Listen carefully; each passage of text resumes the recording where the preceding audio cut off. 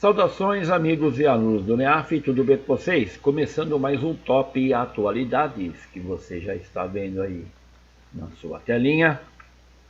Semana de 6 a 12 de abril de 2021, mural de notícias. Barroso determina instalação de CPI da pandemia no Senado.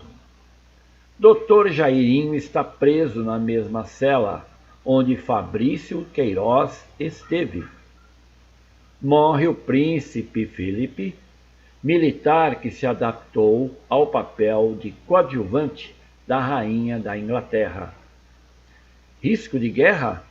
Rússia aumenta a presença de militares na fronteira com a Ucrânia. E Receita defende taxação de livros sob o argumento de que pobres não leem. Como você já está acostumado, a gente vai então para aquela aulinha de destaque.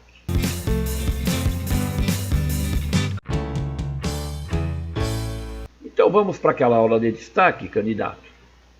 Barroso determina a instalação de CPI da pandemia no Senado. E toda semana nós temos aí um evento novo, né, um agito novo, além das mais de 350 mil mortes do Covid, nós contamos sempre com Brasília. Então, no caso aqui, é importante lembrar a reação do presidente da República. Né? Foi, como sempre, de uma educação finíssima, né, exemplar. Ele disse que o Brasil tem coisas mais importantes para se preocupar, como, por exemplo, vacinação, prevenção contra o vírus, né, do que ficar fazendo uma CPI sobre a pandemia, já que no governo dele a pandemia foi muito bem, é exemplo mundial, né, de preocupação. Inclusive o presidente falou em moral, né, algo também que é bastante, sobra demais no governo dele. Né. Por trás da decisão aí do ministro Luiz Roberto Barroso, né, do Supremo Tribunal Federal, nós temos o que aqui para lembrar a você? O Rodrigo Pacheco, que é o presidente do Senado, ele vai ter que tirar da gaveta o requerimento da CPI. Ela estava muito bem engavetada, não é? E vai ter que apresentar isso. Não tem jeito. Aliás, essa semana já começou o agito, hoje mesmo, né? Na segunda-feira, o senador Rodolfo Rodrigues, da Rede, é ele, né, e mais 31 parlamentares que assinaram essa CPI. A decisão do Barroso também atende, isso também é importante, ao pedido de Alessandro Vieira, da Cidadania, e o Jorge Cajuru, que também é Cidadania. Né? O objetivo, qual é o objetivo dessa CPI? Apurar as omissões e responsabilidades do atual governo federal no trato ao combate à pandemia. Inclusive, você já deve estar sabendo dessa combinação, né? Essa ligação gravada, não é, do senador Cajuru com o presidente Bolsonaro, uma coisa assim muito bem articulada, não houve palavrões, fora o fato do presidente ter ameaçado o Rodolfo Rodrigues de soco, muito comum, mas a conversa por telefone que foi gravada entre os dois, aonde, e isso é muito grave, onde o presidente sugere que a CPI seja estendida aos municípios e estados, porque comprovadamente isso vai atrasar ou vai dar em nada essa CPI. Então isso tudo agora a gente está sabendo numa conversa muito amigável entre o presidente Bolsonaro e o Cajuru. Bom, qual é o foco então do presidente Jair Messias Bolsonaro? É fazer com que a CPI não chegue a lugar nenhum, já que ela sendo estendida aos governadores e principalmente aos municípios, isso pode ficar certo que uma CPI como essa não vai durar menos que um ano. algo que é muito importante para o presidente atualmente, que é ganhar tempo. Pode redundar esse pedido? A CPI poderia redundar num pedido de impeachment? Até poderia, mas o clima atualmente não é bem esse, não é? E outra coisa, né, antes de fechar aqui, vai ficar claro se valeu a pena ou não comprar o Centrão, não é, presidente? Porque nós temos lá no Senado senadores que são do Centrão contra os senadores que são oposição. Essa disputa de braço, ela vai contar muito de acordo com os cofres do presidente Bolsonaro e se valeu ou não a pena ele ter comprado o Centrão. Então, é isso e fica faltando, claro, eu clicar aqui para vocês aonde está o link para você conferir a matéria.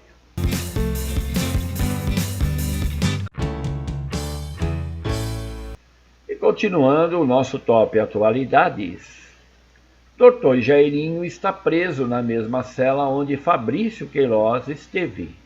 Então você também já está acompanhando esse caso, né? Praticamente um assassinato, né, feito por um menino inocente de 4 anos de idade.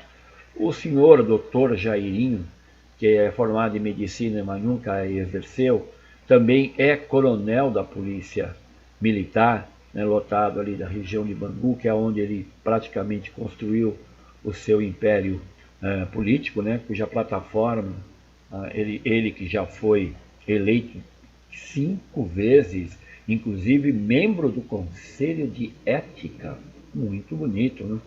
A última eleição que o Dr. Jairinho concorreu, a sua plataforma constava assim, na sua propaganda política, contra a ideologia de gênero, contra a ideologia nas escolas, não é? A favor da família, a favor da criança e da sua educação. Então agora vamos esperar para ver o que vai dar tudo isso. Relação infanticídio e impunidade. Sugestão de leitura.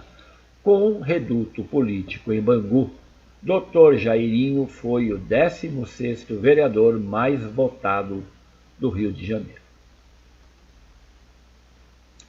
Morre o príncipe Felipe, militar que se adaptou ao papel de coadjuvante da rainha da Inglaterra. Então, para você, que como eu, um fã, né, do The Crown, deu para acompanhar aí bem a trajetória, né, como é que surgiu o príncipe Felipe na vida da rainha Elizabeth. Ainda se conheceram, ela ainda não era, claro, rainha. Ele, que era duque de Edimburgo, morreu no castelo de Windsor e havia saído do hospital recentemente, onde ele fez aí um procedimento cardíaco. 76 anos de casado, realmente, né, acho que a rainha vai sentir falta dele.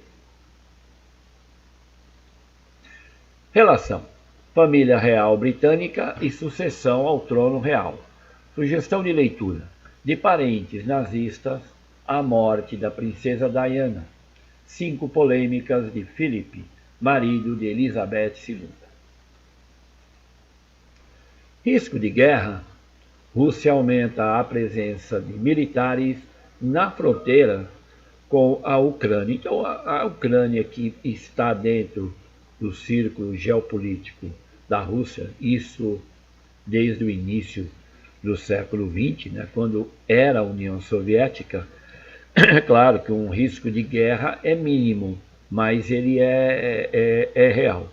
A Ucrânia, a parte oriental da Ucrânia, onde você tem ali os rebeldes separatistas, que são todos favoráveis a serem anexados à Rússia, são muito favoráveis, aliás, são descendentes de russos na Ucrânia, então é ali na fronteira que o Vladimir Putin mandou movimentar as tropas russas, não é? O presidente Volodymyr Zelensky, que é o atual presidente da Ucrânia, que não está assim muito preocupado com o fato. Relação: governo Putin e geopolítica da Rússia. Sugestão de leitura: Rússia versus Ucrânia. Entenda o que levou à nova escalada de tensão. Receita defende taxação de livros sob argumento de que pobres não leem. Então, a isenção que é garantida pela Constituição Federal, segundo a Receita Federal, só beneficia ricos, não é? Então, enquanto, por exemplo, o projeto de não taxar armas no Brasil está andando muito bem, aliás, né, os livros, sim, eles têm que serem taxados, né? Se depender da Receita Federal, 12% a mais serão cobrados nos livros, e aí eu que não sabia, mas eu sou um cara muito rico, pode verificar aqui atrás, eu tenho bastante livros, né? Eu não sabia que eu era tão rico assim, a Receita Federal pelo menos me proporcionou essa descoberta. Então, para só finalizar aqui a minha ironia, os nazistas eram muito mais honestos, eles queimavam os livros. Aqui no Brasil, parece que o governo atual prefere outros caminhos. Relação: tributação e Receita Federal. Sugestão de leitura: por que taxar os livros pode gerar retrocesso social e econômico no país?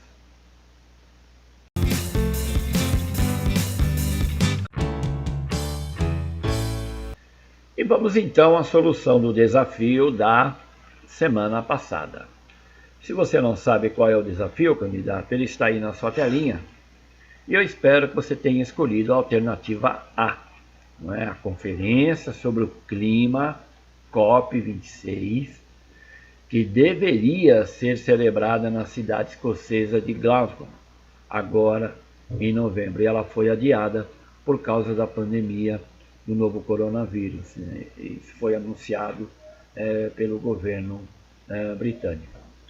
E mais uma conferência que acaba não sendo realizada, porque a conferência, a COP25, ela era para ter sido realizada no Brasil, aí foi transferida para o Chile, o governo brasileiro não quis sediar a COP e teve que ser transferida para a Espanha. Então isso, claro, atrapalhou muito a Conferência Climática, já que quando ela estava começando, essa história de Covid já estava começando a pegar também.